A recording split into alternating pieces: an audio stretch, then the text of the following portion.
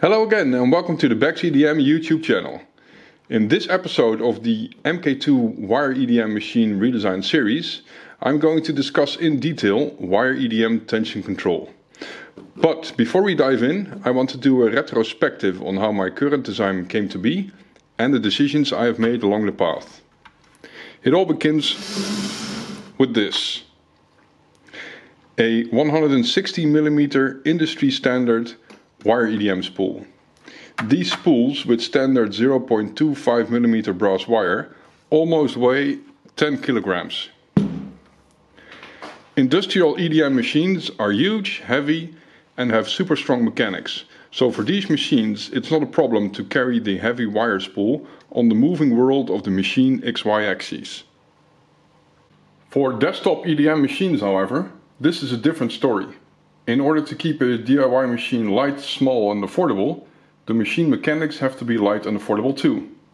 Having mechanics that are lighter and lower cost means that the stiffness of the construction will be less as well. Now, if you mount a heavy spool to the moving world of the machine like so, then when the machine is moving, the center of mass will shift. When the center of mass shifts, the machine mechanics will deform under the varying load. This position-dependent deformation of the machine will have a large negative effect on the positional accuracy. Initially I thought this effect would be negligible, and my first mechanical design carried the wire spool in the moving world. Then when I measured that the weight of the spool ruined my positional accuracy, I changed my design.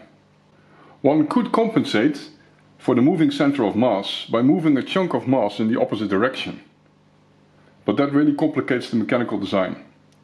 Instead, the best option that I could come up with is to move the heavy wire spool to the fixed world. When the wire spool resides on the fixed world, the wire needs to be transported to the moving world. This transportation can be done by pulling the wire through a tube that has low friction. Teflon, like so, does this job really well. Now I specifically say pulling the wire through a tube because pushing the new wire through a tube is a lot harder. This is because the new wire has a perfect fit with the wire guides and the wire has to be handled very delicately in order to avoid deformation of the wire. Because any deformation in the wire can result in wire jams in the wire guides. So the best way to handle new wire without deforming it is by using a capstan mechanism. But capstan mechanisms, they cannot push, they can only pull. If you make a pushing mechanism with a wheel that uses a pinch force to get a grip on the wire, then the wire gets deformed too much and it will jam in the wire guide. Of course, this is not a problem for spanned wire, obviously, as that does not have to travel through the wire guides anymore. So now you know why my wire spool resides on the fixed world and why I pull the new wire through the feed tube. Let's move on to the C-arc side and methods for creating tension in the wire. Now, the EDM cutting process requires the wire to be renewed at a fixed rate and tensioned at a stable fixed tension force. For a section of wire, you can impose a speed to it on a single point. But creating tension in the sections requires you to have two contact points on the wire. One for imposing the action force and one for imposing the reaction force. So logically, you need one contact point that determines the wire speed and provide tension reaction, and the second point that sets the wire tension. I have realized this in my design with one capstan drive, which determines the wire speed and provides the wire tension reaction force, and one pinch roller drive that provides the tension force. In one of my first designs I had a friction brake on the wire spool and the capstan drive on the other side. But with such a design, the tension in the feed tube is high, which causes all sorts of unwanted effects, like high stick-slip forces and wear of the tube. The wire then really eats into the tube fast. Then in a later MK1 design I used two capstan drives. That works great as well, but it requires you to tie a knot in the wire between wire cuts. Next to that, also you need an additional motor to pull the spent wire through the spent wire tube, as capstan drives cannot push. Tying knots every time became tedious, so I designed my MK2 such that this is not required anymore. Now you know how I ended up with the wire handling strategy, which is incorporated in this MK2 design of the C-Arc. So a speed determining capstan drive on the new wire side, this here, and the tensioning determining pinch roller drive on the spent wire side, this here. Now in theory this should work great. However, as always, the practical implementation has several challenges. For setting the wire speed, the solution I came up with is to use a low-cost motor, a quality encoder and a DIY closed-loop control with a microcontroller. For details, please check out part 4 and part 10 of this series. For controlling the tension, in theory, you only need to control the current through the tensioning motor, as DC motors directly translate DC current to a fixed and steady torque. So this is what I tried, and it did not work well. Let's have a look at how the tensioning motor behaves at low speeds.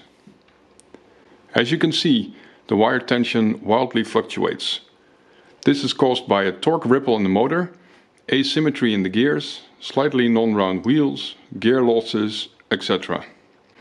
Now, how to solve this?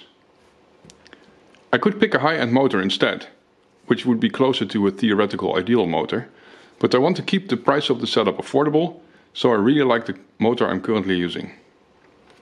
So before I make the call to incorporate a high-end motor into my design, I first want to see what it would take to get this to work with a low-cost motor. The solution I came up with to get this to work is closed-loop tension control. In a closed-loop tension control setup, the machine continuously measures the wire tension and adjusts the tension motor current accordingly. It does this at a high rate and in such a way that fluctuations in the motor torque due to imperfections are automatically controlled out. For instance, a torque ripple in the motor is taken care of by rippling the current in the opposite way, realizing a steady tension instead of a rippling tension. In order to realize closed-loop control, you need three things. First, you need a way to control the power to the motor. For this, I use these cheap PWM controllers from eBay. Actually, you only need one, but I used one and it was getting quite hot because these motors are a bit too big for driving two motors with a single driver. So instead I used two, and now it's working fine. Now the second thing you need is a controller. And for this I use the same microcontroller board as my motor speed control. So the single board now controls two motors, one for the speed and one for the tension. And the third thing you need is a sensor that can measure the tension in the wire in real time. Well, I do not have such a sensor, but I have an idea on how to make one. Now, the closed loop wire control is an idea of which I do not yet have confidence that this will work well. In order to get the confidence, I first want to test it in a setup that requires as little effort as possible to build before I do a full-blown redesign of my mechanics. So I need a sensor that I can quickly add to my existing mechanics. And this is the sensor that I came up with. I can quickly add this to my existing mechanics for testing. And note that this does not look anything like it will look in the final design. But it should work and allows me to test things. So how this works is that the wire will come from the bottom and will run over this wheel, then along this wheel, and then along this wheel. So this wheel, which has an offset here, will generate a bend in the wire that is 90 degrees. And then the force that the tension in the wire exerts on this wheel is exactly twice the force of the tension in the wire, because the bend is 90 degrees. If the bend is not 90 degrees, it changes by the sine of the angle. But making it exactly 90 degrees allows for easy calculation. So if I pull on the wire with a tension of 30 newtons, a force on this wheel will be exerted in this direction of 60 newtons. Now, how to measure this force? This wheel is mounted to a spring, which is basically a small piece of sheet metal. So when the sheet metal is loaded, it will bend. And now you need something that can measure the bend. And the ideal sensor for that is a strain gauge. So a strain gauge is a resistor that you can stick to the surface, and if the surface is under strain, meaning it elongates or shortens, then the resistance of the strain gauge that you stick to the surface will change accordingly. Then by measuring the change in resistance, you know what the change in strain is.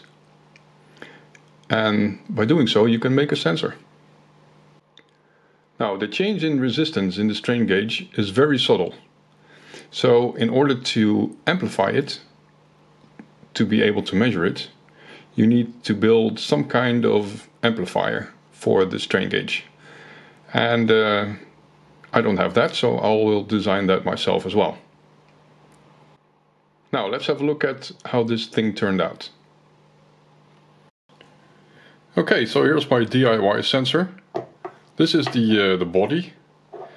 I had to insert wire inserts in here because the torque or the tension on these screw holes was so big that it actually stripped the threads from the screws. So by making it from metal, it can handle a higher load. So yeah, this screw is on top here. So it's fixed now, and as you can see, if you apply pressure, it's only a very slight bend. If you apply pressure to the center wheel, the steel leaf spring here is flexing a bit. Now to this steel, with super glue, I mounted a strain gauge. And strain gauges are tiny things. Here's a package of strain gauges. These are super cheap, like 20 cents each. I got them from eBay over a few years ago. Somehow I stumbled across them, and when I saw that they were so cheap, I decided to get a few, just in case. And now it turned out that I use them, so that's nice. So yeah, you can see these compared to my finger, these things are tiny.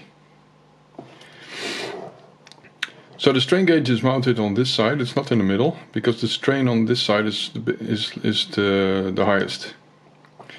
So as the leaf spring bends, it also torques, or it also twists a bit. So the bend on this side is the highest, and therefore the amplification of the signal is the highest. So this is a compact little thing. I used standard 304 bearings, and I machined a groove in them, that the wire stays nice and centered.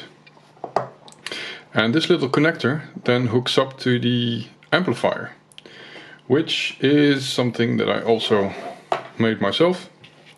So here's the amplifier. It has 3 potentiometers, one for coarse and one for fine adjustments, because you need to set the offset of the measured force. And there is one to calibrate the gain. This allows me to use a force meter to accurately calibrate the output of the sensor. And here's a small connector that gives me the sensor output. So there's a differential instrumentation amplifier on it, a DC-DC converter to make a symmetric supply voltage, common mode filtering for noise, and a lot of other stuff, small SMD components on the bottom. Again, this is just for testing. For this simple test, I'm using a single strain gauge, and that will work just fine. However, if you use a single strain gauge, you become dependent on the temperature of the environment. So as the temperature drifts, your measured value will slightly drift as well. Now you can compensate for this by using 2 strain gauges, one on the bottom and one on the top, in a Wheatstone configuration, and then the temperature drift cancels out.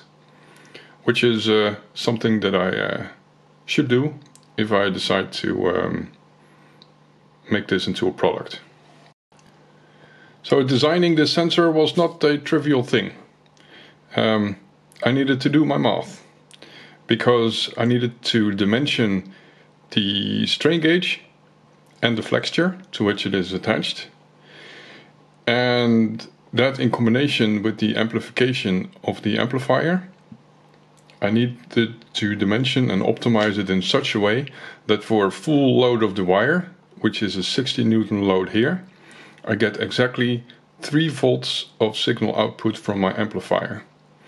Because by doing so, I can optimize the input range of my analog to digital converter and thus maximize the signal to noise ratio. So I calculated everything and it turned out really nice, but it wasn't an easy job.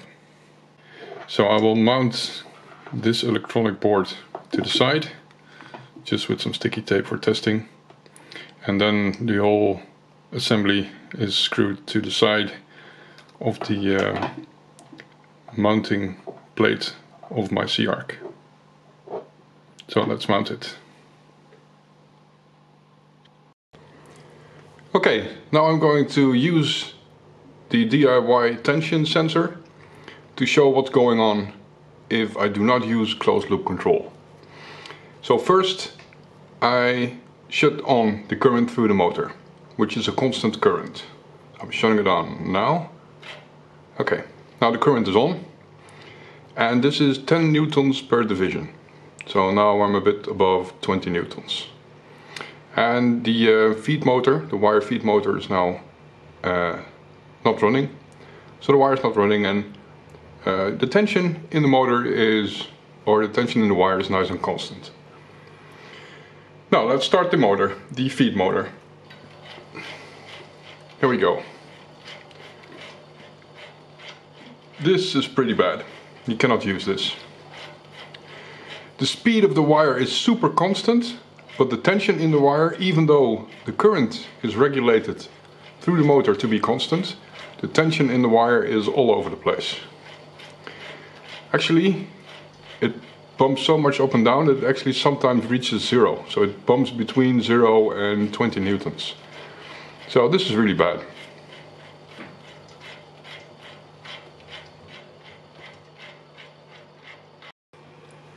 Now I'm going to run at the same wire speed, but with closed loop control activated.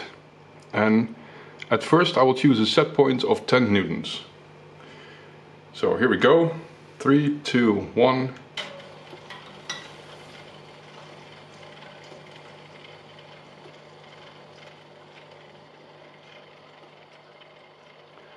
That's pretty nice. Let's go to 20 newtons.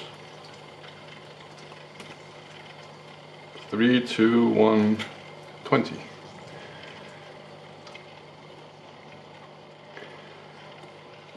And let's go to 30 newtons. Could start to slip. Let's try. No, it works. 30 newtons. There is a small DC error because I have not set an integrator gain yet, but it already is working really nice.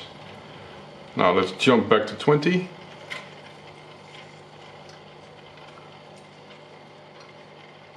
Back to 10.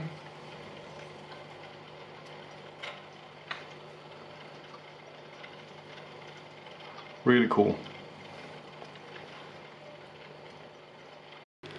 Now the cool thing about doing a closed loop control for the speed as well as for the tension is that if you have a closed loop control, that means you have these parameters under software control. So what I did is I took the dashboard that I have made for the arc generator, and I added a tab to control the wire. So here I now have 2 sliders, one for wire speed and one for wire tension, and 2 buttons basically to run the wire or update the speed and tension, and to stop the wire. So if I press this now, the speed is updated and the wire is updated, the tension to these figures here. I can change the wire tension, for instance, like so, to pick any number that I want. Let's say I take 20 newtons, and then I press update, and the wire updates to 20 newtons. So this is really cool. I have everything on the software control now. So this is just a test version, and I might decide to make this control solution that I have now into a product for the BAXEDM web shop, and sell it to you guys. But I still haven't decided upon that yet. So if I will, then upon that time I will update the software as well, such that you can not only control the arc generator, but also the wire from the same application.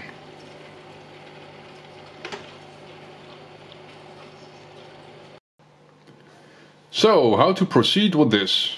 Well, the first step is to test this tension control under all conditions, and not just on my workbench. There is a risk that EDM EMC radiation will screw up the sensor reading, so that needs to be tested and fixed if so. Now, my goal is to get a fully working C-arc to the BAXEDM webshop, to make it easy for DIY builders to make their own Wire-EDM machine. There is a very common misconception that once you have a working prototype of something, then turning it into a product is actually a breeze. However, in practice, having a working prototype is only about 5% of the effort of turning it into an actual product. So I can do two things. First is I could dedicate a lot of my time into taking this wire tensioning control prototype and turning it into a product for the BAXEDM webshop. Second option is that I put this concept to the side and design in a high-end OEM ready-made servo motor with torque control, such as a clear path motor. This would roughly add $300 to the C-arc design. However, this will greatly help me to get to market quicker, probably works just as well, and will have a more professional look to it. However, $300 is a big difference, and for DIY machines I want to keep the cost down, so this is a dilemma for me. So I want to close this video by asking the opinion of my audience. What do you think? A high-end OEM solution or a more complex but lower cost DIY design? What would be the best option?